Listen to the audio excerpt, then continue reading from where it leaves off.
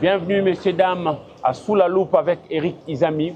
Aujourd'hui, lundi 8 juin 2026, il faut dire qu'une réunion importante se tient aujourd'hui là, à Lomé, capitale du Togo, du président Paul Gnassingbé Eyadema, où on est en train d'évaluer les différentes actions menées notamment pour la République démocratique du Congo. On parle justement de la réunion d'évaluation du processus de facilitation de la crise dans l'Est de la République démocratique du Congo et dans la région de Grand Lac. Et justement, je vous ai dit que cette réunion-là se tient à Lomé. Alors, on se pose toute une série de questions, mais bien avant les questions, on se dit les travaux vont réunir les principaux acteurs engagés dans les efforts de médiation sous l'égide de l'Union africaine, cette organisation qui regroupe tous les 54 pays qui composent l'Afrique. Et justement, cette réunion intervient dans un contexte marqué par la persistance de violences dans plusieurs localités dans l'Est de la République démocratique du Congo. Vous le savez, la ville de Goma, la ville de Bukavu et certaines contrées sont occupées aujourd'hui par le voisin rwandais avec le régime de Paul Kagame qui ne veut rien respecter, qui tue, qui pille, qui viole, qui massacre. Alors, par rapport à la série des questions, les Congolais se posent quand même, s'interrogent et puis se disent: cette réunion d'évaluation à Lomé marque-t-elle une véritable avancée dans les processus de paix dans l'Est de la République démocratique du Congo, ou s'agit-il juste d'une étape, une autre étape diplomatique par rapport à tout ce qui a été déjà engagé jusque-là comme effort pour pouvoir rétablir la paix véritable dans la partie orientale de la République démocratique du Congo? Ça, c'est la première des questions. La deuxième, on se dit, quels sont selon les Congolais lambda les principaux blocages qui continuent d'empêcher les retours de la paix malgré les multiples initiatives, aussi bien africaines qu'européennes et même américaines, parce qu'on a vu que sous l'égide du président Donald Trump, on a même signé des accords avec les différents acteurs pour que finalement on puisse arrêter avec les violences, mais ça ne finit toujours pas.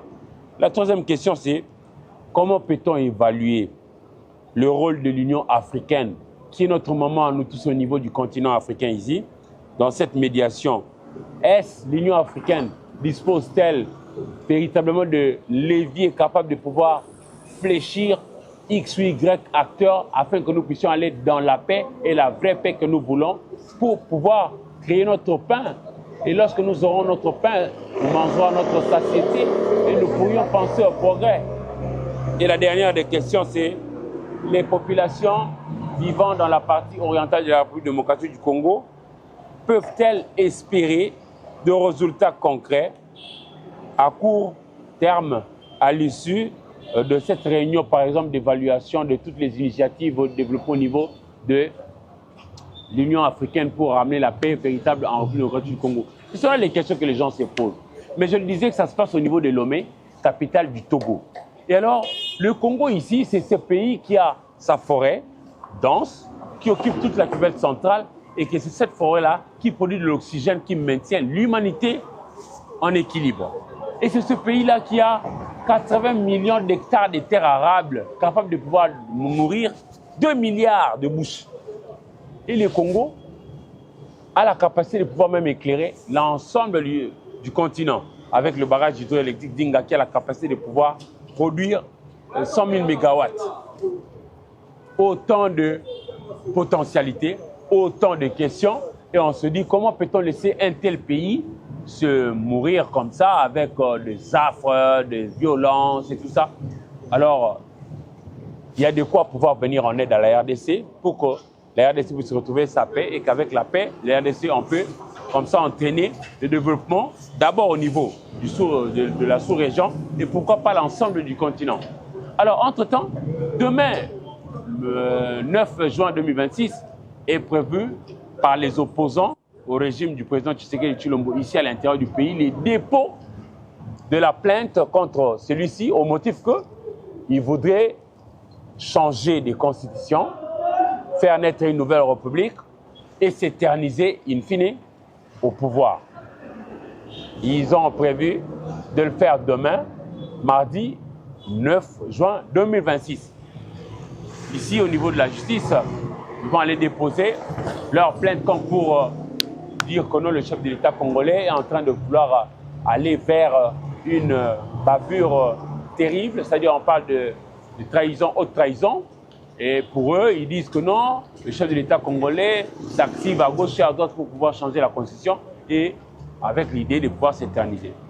Ceux qui soutiennent le chef de l'État congolais, Félix Antoine Tshisekedi Tshilombo, notamment Lissanga Bonga, lui, il pense que ce sont plutôt les opposants, au nombre desquels Martin Fayulu, Délice Sanga et les autres, Moïse Katumbi Tchapwe, ils veulent, eux, faire, selon le régime Tshisekedi, un coup d'État, parce que le chef de l'État, ce qui n'est pas faux, il est encore en fonction, il est encore aux affaires, et que personne ne peut peut-être prétendre le déloger de là où il est, parce que son mandat court encore. C'est de bonne guerre. Donc demain, on sera là pour voir ce qu'il en sera. Mais en réalité, les opposants ont promis d'aller déposer une plainte comme pour dire que le chef de l'État congolais, Félix Antoine Tshisekedi Tshilombo, est en train d'aller vers une haute trahison. Ils sont en train de soupçonner, même si le chef de l'État voudrait dire, par exemple, par ceux qui les soutiennent, qu'il faudrait adapter la loi fondamentale à l'actuelle réalité du pays, notamment avec tout ce qui a été signé comme accord avec les Américains et tout ça. Eh bien, eux, ils ne voient qu'un seul aspect, ou presque, et ils pensent plutôt que le chef trouve plutôt un alibi pour vouloir changer la constitution et y rester longtemps encore au pouvoir. Alors, entre-temps, il faut dire que l'Église qui est rentrée dans la danse pour pouvoir chercher la paix par rapport à cette question qui est dans toutes les lèvres, la constitution, la réforme constitutionnelle, les changements, la modification, il ne faut pas y toucher, il faut y toucher. L'Église du Christ au Congo, les protestants donc, sont rentrés dans la danse à leur manière, mais avec prudence.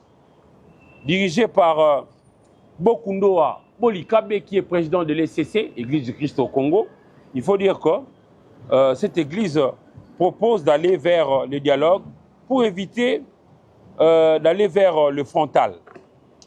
Le Congo ici, selon l'Église du Christ au Congo, ce n'est pas un pays que l'on peut laisser comme ça pour pouvoir créer des ennuis.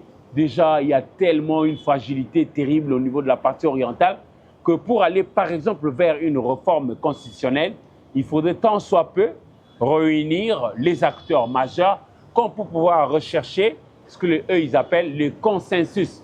Ils ne veulent plus vivre ou faire vivre à la population la casse. Ils sont contre la casse et ils vont y aller avec méthode. Un peu comme disaient les autres, il faudrait, par exemple, pour s'engager dans cette réforme constitutionnelle, aller avec raisonnement, méthode, profondeur, mesure, avec tact, pour ne pas tout casser. Et c'est l'invitation de l'Église du Christ au Congo qui estime que l'heure est venue où l'on devra réunir les acteurs majeurs pour pouvoir aller au niveau d'un dialogue avec les acteurs, ainsi pour recréer ce qu'eux appellent les consensus. Je vais lire un petit passage à propos de ça. Dans sa déclaration finale, l'Église du Christ au Congo rappelle que toute réforme de la loi fondamentale doit s'inscrire dans le strict respect des dispositions constitutionnelles, notamment celles prévues aux articles 5, 218, 219 et 220. L'Église protestante estime que le contexte politique actuel impose davantage de concertation entre les différentes composantes de la nation afin de parvenir à un consensus sur les grandes questions institutionnelles. L'Église du Christ au Congo ne donne pas raison à ceux qui veulent changer la constitution, ni non plus, ne donne pas non plus raison à ceux qui ne veulent pas qu'on y touche. Mais l'Église du Christ au Congo se veut prudente et demande aux uns et aux autres de pouvoir venir sur la table de négociation à l'idée de pouvoir aller vers un consensus pour que nous puissions respecter scrupuleusement les articles prévus déjà au sein de cette même constitution, les articles 5, 218, 219 et 220. Ndenge toali awa, même bateau basalaka makambo etali nzambe tata, bango pe bakoti pe na kata lisolo, notamment Église du Christ au Congo tobengaka ngelesa ba missioni. Bango bakoti na kata masolo ba acteur nyonso ya makasi ya politique ba kutana, ba solola nenga dialogue de façon à ce que ba ko créer o ba bengi na lopoto consensus. Boyokani ata ya moke na bato banso. Mais manso sengeli selon l'Église du Christ au Congo, pour ça, selon le prescrit de ce que prévoit la Constitution du 18 février 2006, qui disait en son article 5, article 18, article 19, article 220, que tout devrait être fait pour le bien de la République démocratique du Congo. Alors, puisqu'on parle de la paix, Sachez qu'il n'y a pas de petite paix. La paix commence bien sûr au niveau de la famille, ça vient au niveau de l'école, au niveau de l'église, au niveau de l'État, et partout où nous sommes en train de vivre. Il y a aussi une manière de pouvoir faire la paix entre nous. Vous savez, les Congolais de partout, dans tous les 4 coins, ils adorent le football. Moi, on a remarqué une chose. C'était l'an dernier, les gens, quand ils vont suivre un match, après, quelle que soit l'issue du match, il y a casse. Dernièrement, c'était Vita qui avait joué contre les Aigles. C'était à Kinshasa ici. Mais après ce match-là, qui n'avions-nous pas vu, c'était la désolation, c'était la casse. Alors que le match s'était bien déroulé, par après, on a tout cassé, tout ce qu'il y avait comme chaises en plastique dans le stade du Bémé, père Raphaël de la culture de Rio. Le match s'était bien déroulé, mais à un moment donné, au stade père Raphaël de la culture de Rio, qu'on a appelé ici le stade du Bémé, les supporters sont rentrés là, ils ont tout cassé, oubliant même que le fair play doit exister dans le sport, parce qu'il y a toujours 3 scores. Soit vous gagnez, soit vous perdez, soit c'est les nuls. Mais est-ce que c'est pour autant que nous devons casser un bien commun, nous allons même léguer à nos petits, les enfants et tout ça? Ça ne va pas. Nous, on pensait que ça n'était terminé avec tout ce qui avait été décidé au niveau de la FECOFA, Fédération Congolaise de Football Association. Mais on a encore revu ça hier, pas plus tard qu'hier, au niveau du stade de Kamalondo. Nous sommes à Lubumbashi. Il y a eu une rencontre entre le tout-puissant Mazembe, Anglebert d'un côté, et Niema Union. Curieusement, pour cette rencontre-là, il n'y avait pas de supporters. C'était un match qui avait été joué à huis clos. Mais à la fin du match, on n'a pas compris, puisque le tout-puissant Mazembe a perdu sur son terrain. On s'en est pris aux joueurs de l'Union, Niema Union. On les a battus. Nous, on est contre la violence. Ainsi que toutes les bonnes âmes éclairées de la RDC, toutes les bonnes âmes ici en République démocratique du Congo veulent la paix. Ils veulent la paix et cette paix-là doit commencer tout petit et pour grandir et s'étendre à l'échelle nationale. On est quand même désolé d'interpeller les uns les autres que le stade n'est pas un lieu où on y va pour se créer des ennuis, pour se rentrer dedans. Parce qu'in fine, une équipe finira toujours par gagner l'autre, ou que ça sera un match nul, ou que ça sera une victoire. Alors, il faudra prendre des choses de manière sportive. Nous avons très peu de stades. Notre pays peine à pouvoir avoir des infrastructures. Et les quelques-unes que nous avons, nous ne pouvons pas le mettre à mal pour rien. Franchement, vous allez vraiment au stade et puis pour s'en prendre aux joueurs, ça ne va pas. Nous demandons donc aux dirigeants, et ceci par devers la FECOFA, Fédération Congolaise de Football Association, que tous les dirigeants sportifs doivent enseigner leurs supporters, leurs sympathisants, pour que nous puissions aller au stade en frères et sœurs, en priorisant le fair play. Parce que le sport, c'est un moyen intégrateur pour davantage cimenter la nation, rendre fort notre vivre ensemble. Nous ne pouvons pas être de ceux qui y vont pour pouvoir casser. C'est très mauvais et nous voulons ici encourager la paix. Nous avions parlé de la politique. Vous savez, ça passe ici par là. Le stade, c'est pour renforcer notre vivre ensemble. C'est pour consolider la nation.